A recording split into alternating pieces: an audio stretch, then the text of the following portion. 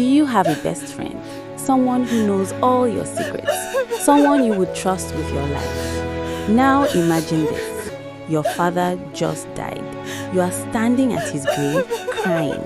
And then you find out the person standing right next to you, holding your hand, telling you everything will be okay, had already taken everything your father left for you.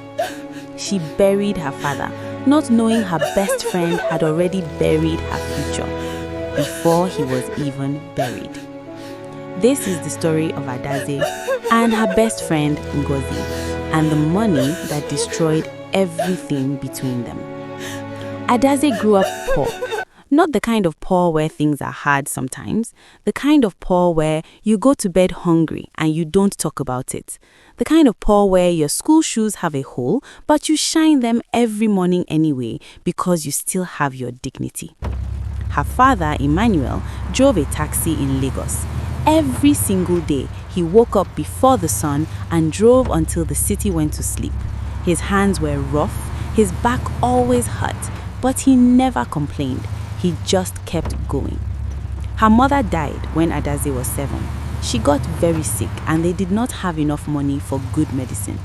After that, it was just the two of them, Adaeze and her father, in one small room, eating what they could afford and being grateful for it. But Adaeze was smart, very, very smart. She won a scholarship to secondary school, then another one to university. She studied accounting because she had watched money control everything her whole life. What they ate, where they slept, whether her mother lived or died. She wanted to understand money. She wanted to learn how to hold it. That was how she met Ngozi. Ngozi came from a family that was not rich, but they were comfortable. They had enough. She walked like she owned every room she entered. She laughed loudly. She spoke with the confidence of someone who had never gone to bed hungry. On the first day of university, Ngozi sat next to Adaeze and said, "You look like a serious student. Can I copy your notes later?" Adaeze laughed, and just like that, a friendship began. For 4 years, they did everything together. When Adaeze had no money for a textbook, Ngozi bought it and said, "Don't worry." When Ngozi's boyfriend broke her heart, Adaeze sat with her on the bathroom floor at 2 in the morning and said nothing, just stayed. Because sometimes a friend doesn't need words, she just needs someone to stay.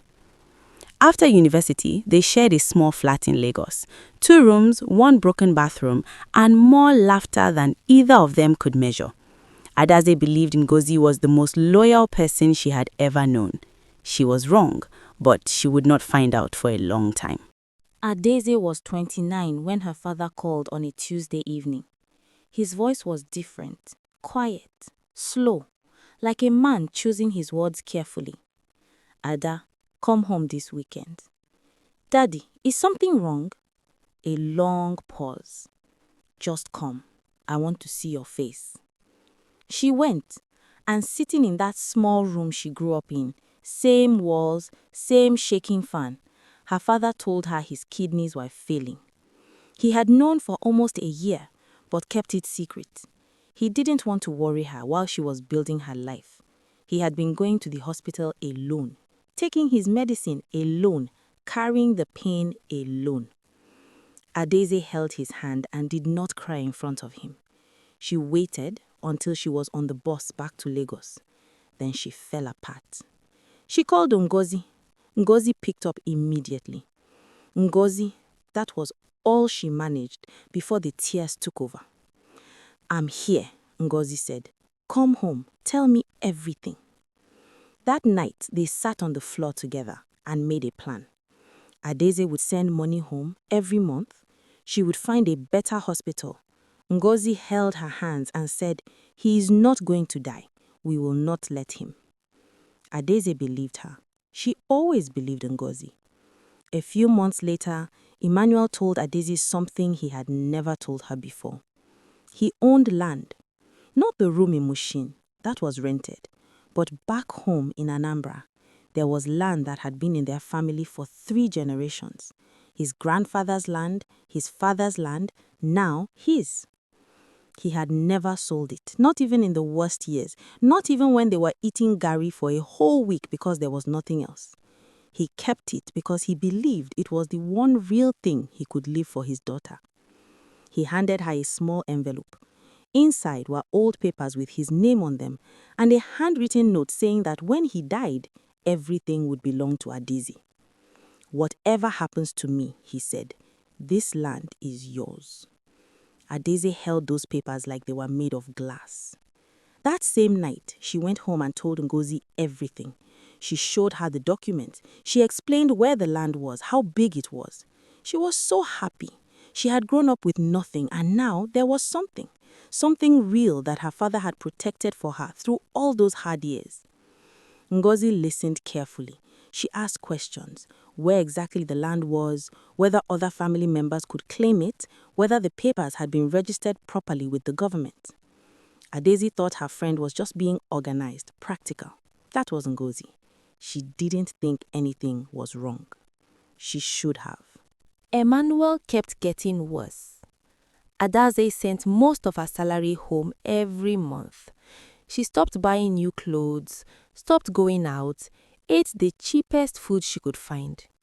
It didn't matter. Her father needed it more. Ngozi was still there. She cooked for Adaeze when she was too tired.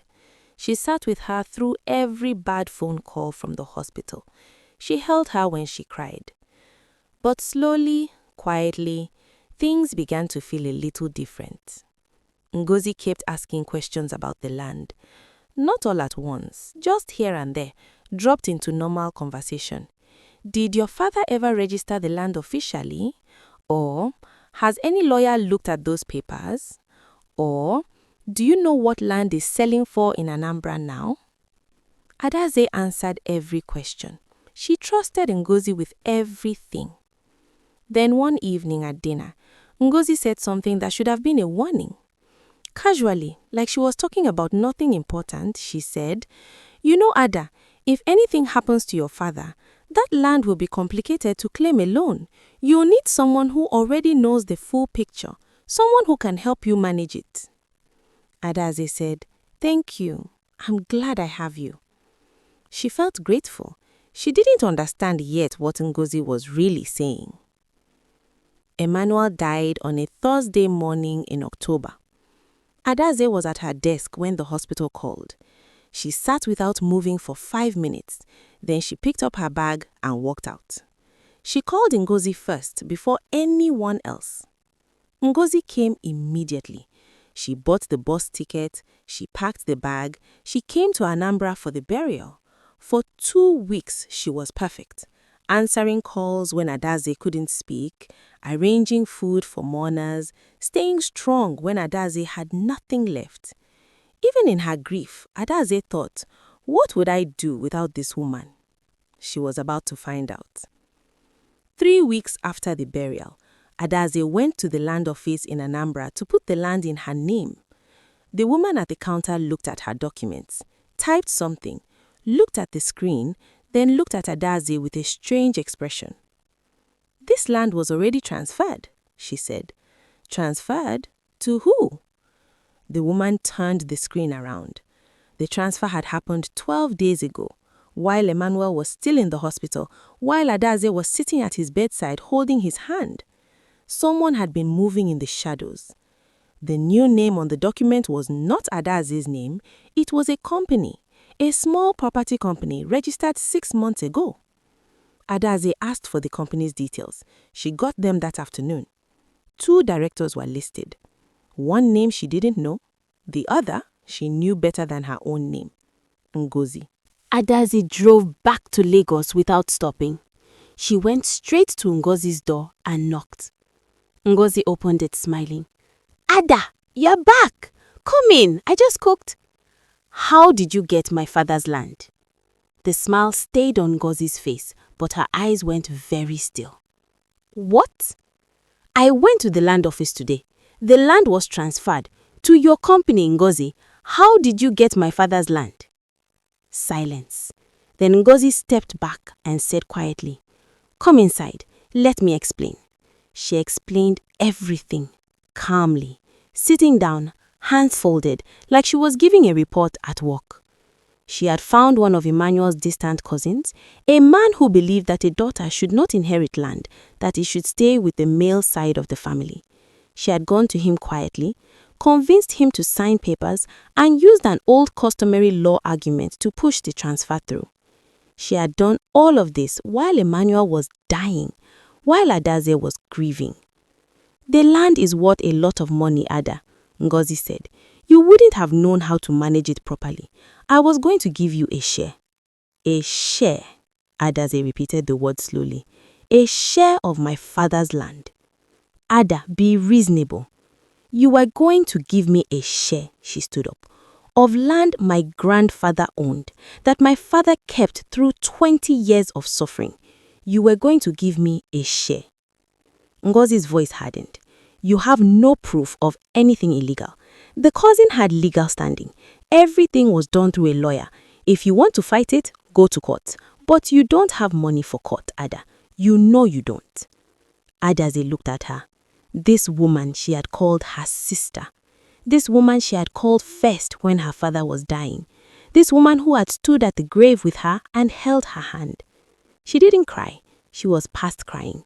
She said only this: "I knew everything about you, every secret, every fear, every night you cried on that bathroom floor.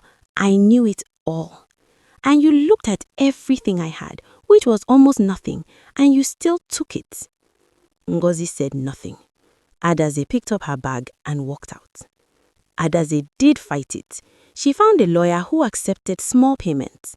The case went on for over a year. She did not win. The transfer was done carefully, step by step, by someone who had studied every document Adaeze herself had shown her. The cousin's claim was weak, but it was enough. The land was gone. Adaeze moved into a single room in a cheap part of Lagos. She worked, she saved, she built herself back up slowly, the same way she had always done things, quietly, without anyone watching. She never spoke to Ngozi again. Years later, she heard through a mutual friend that Ngozi had sold the land and bought a car and moved to a bigger flat. Adaeze was not destroyed by this news. She had survived nothing before. She knew how to do it again. But there were nights, quiet nights, when the room was dark and the city outside was finally still, when she thought about that bathroom floor, about 2 a.m, about a friend who sat with her without saying a single word, just because she didn't want her to be alone. She thought about how real it had felt. She thought about how long Ngozi must have been watching, listening, counting. And the thing that hurt most, the thing that never fully went away, was not the land. It was that she had loved Ngozi so completely, so honestly, with everything she had. And Ngozi used every piece of that love to plan against her. Some people don't come into your life by accident. Some people come with a plan. Adaeze lost the land, but the thing that truly broke her was not the money. It was realizing that the person who knew her pain the deepest used that same pain against her.